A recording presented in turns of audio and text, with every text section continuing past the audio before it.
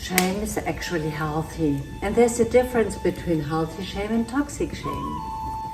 Most people have never heard of healthy shame, but most have experienced the toxic side of it. When you are in a healthy shame and you're safe in your body, you feel compassionate and connected to everything.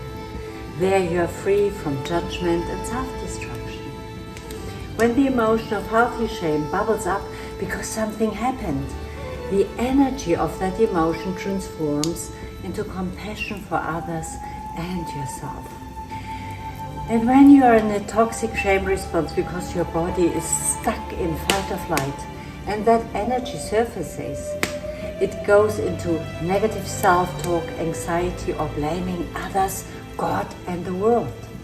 When someone tells you, just do it, and you immediately feel frozen, that is toxic shame. And then you try to push the internal reflex deeper into exile as the connected pain feels overwhelmingly strong. Because you know you are wrong and you cannot heal it alone. That is the tricky part. We need co-regulation to begin the healing journey, so the so-called shadows can be transformed into light. Can you remember times when you intuitively knew that something was wrong and you pushed it away with your analytical thinking?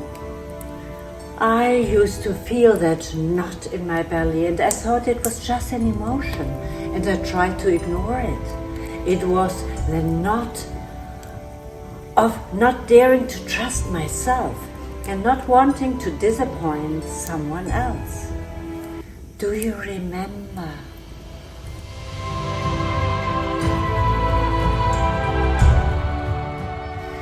This is a biological reaction, your body fragmenting itself to gain the approval of whoever disapproved you. Real healing can only happen together with someone else, someone who can deal with the pain within. It's a body-based approach and not a mental thing. You can't talk it through, it will not help. Eye contact, soft humming, and appreciation will do the job.